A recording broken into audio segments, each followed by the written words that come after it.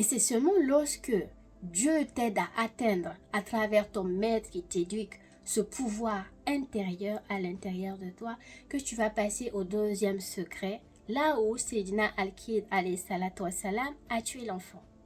L'enfant désigne qui? Le moi intérieur. C'est l'ego. L'ego de Sayyidina Moussa alayhi salatu wassalam. Regardez comment il a répondu. L'enfant qui n'a rien fait, qui n'a tué personne, c'est l'ego dans toute sa splendeur.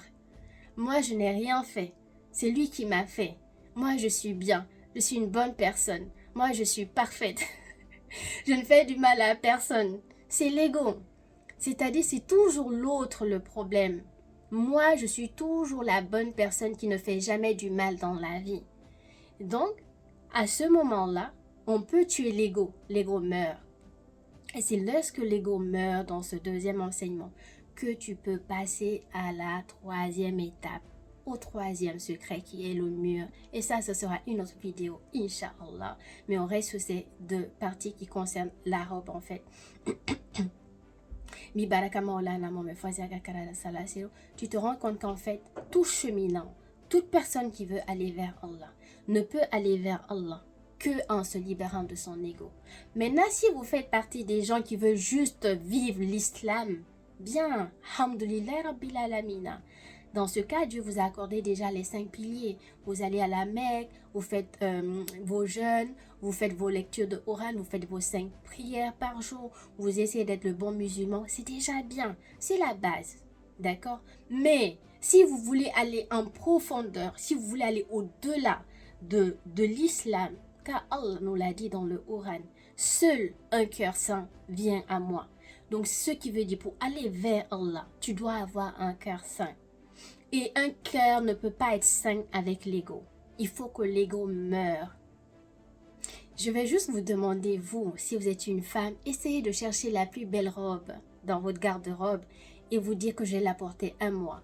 Je vais aller avec dans les cérémonies, au boulot, au marché, voir mes amis, mes copines, au resto, partout où vous allez, la même robe.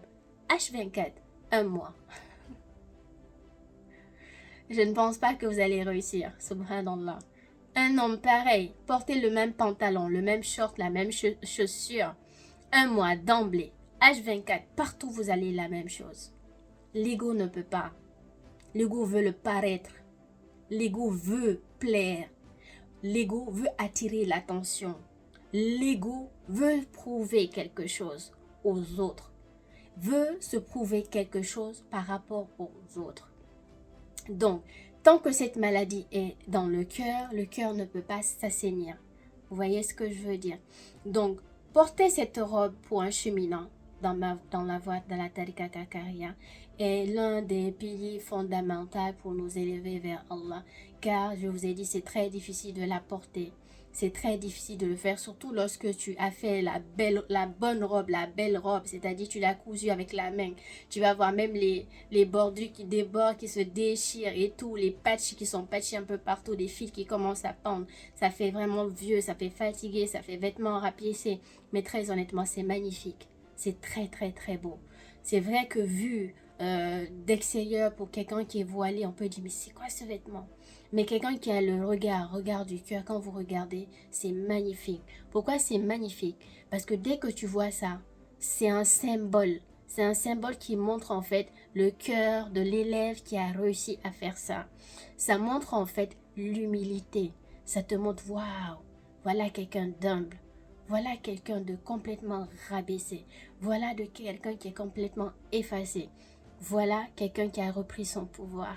Voilà quelqu'un sur qui aucun regard, aucune personne ne peut manipuler, ne peut influencer, ne peut déstabiliser. Voilà quelqu'un qui marche droit vers son Seigneur. Subhanallah. Quand tu arrives à porter cette robe et que tu marches et que tu es fier à l'intérieur de toi et que rien de l'extérieur ne vient te perturber, te dire oh t'es sale ou t'es pas propre ou que tu n'es pas belle ou que t'es pauvre et que tu t'en fiches royalement de tout ça et qu'au contraire tu es riche, tu as tout ça, mais que ça ne te dise plus rien, que tu te rends compte que le monde du commerce ne te domine plus, ne te contrôle plus, achat. tu dis waouh, voilà quelqu'un qu'Allah a aimé, choisi et élevé. Et tu te rends compte que, par la grâce d'Allah, voilà quelqu'un qui s'est détaché de, du regard de l'autre, qui s'est déshabillé du regard de l'autre, pour que Allah lui porte le vêtement de la piété. Tu te rends compte que quelqu'un s'est détaché, s'est déshabillé des ténèbres de son ego, pour que Allah lui fasse porter la lumière divine dans son âme. Subhanallah. Il a choisi l'âme que le corps. Et donc, celui-là peut aller cheminer dans les deuxièmes étapes, dans l'élévation de l'âme, en fonction des états de l'âme, et qui va pouvoir monter en fait. Donc voilà l'un des bienfaits de cette robe, voilà l'un des bienfaits du vêtement rapiécé. Au-delà de toute critique en fait, c'est le but, c'est d'être critiqué, c'est que vous vous moquiez de nous, que vous nous critiquez, que vous nous rabaissez, que vous nous cassez, que vous nous massacrez. C'est ça le but de la robe. C'est provoquer. C'est provoquer en fait les noms divins qui sont durs, qui sont à l'intérieur des autres en fait.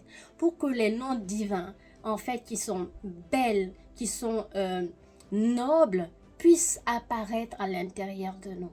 Pour créer en fait tout simplement une énergie d'équilibre autour de nous et permettre en fait à notre cœur de se retrouver et de retrouver sa liberté. Donc vous comprenez que en fait lorsque mon père a mis en place cette robe, a mis en place ce fondement en fait, c'est vraiment pour nous faciliter le cheminement parce que c'est vraiment pas facile. C'est pas facile de porter un seul vêtement tous les jours déjà. À plus forte raison, un vêtement comme ça qui est symbolique. Donc, ce qui veut dire c'est dur pour la nafs parce que le but, cette robe, elle a déjà sa sacralité spirituelle. Parce que je vous ai dit, le carré, les 12 couleurs et tout, c'est très symbolique et c'est lié à la ilaha illallah. Une autre vidéo, Inch'Allah. Mais vous réalisez en fait que Satan, il n'aime pas ce genre de choses qui amènent les gens vers, en fait, Allah. Donc, comme c'est quelque chose, moi, qui va m'amener à la purification, donc mon cœur va être très serré pour porter ce genre de choses. Vous voyez ce que je veux dire? Donc, voilà. L'un des buts de la robe, c'est me détacher. Détacher de vous. Comme c'est dans Moussa alayhi salatu wassalam a aussi réussi à se détacher des gens pour atteindre le niveau de l'enfant, qui a réussi le niveau de l'enfant, son enfant intérieur, son ego, pour passer au troisième état. Donc Allah nous aide à cheminer, à avancer. Et tu te rends compte que l'homme le plus noble de la terre, Sayyidina Muhammad sallallahu alayhi wa sallam, aussi portait des vêtements. Il rapissait des vêtements, vraiment. Il cousait lui-même ses vêtements, subhanallah. Et on va me dire peut-être c'est l'époque et tout, mais quelqu'un qui a des voiles ôtés et qui connaît c'est quoi l'enseignement spirituel, tu comprendras que le maître des mondes, le Seigneur des deux mondes, Sayyidina Muhammad sallallahu alayhi wa sallam, non seulement il était un maître, mais il donnait l'exemple même d'être une noble personne. Subhanallah, humilité totale, rabaissement total, effacement total, rien n'existait. Subhanallah. Donc Allah nous aide en fait à nous débarrasser de tout ce qui nous limite pour pouvoir nous élever vers notre Seigneur. Bi baraka sidna Cheikh. Assalamu alaikum.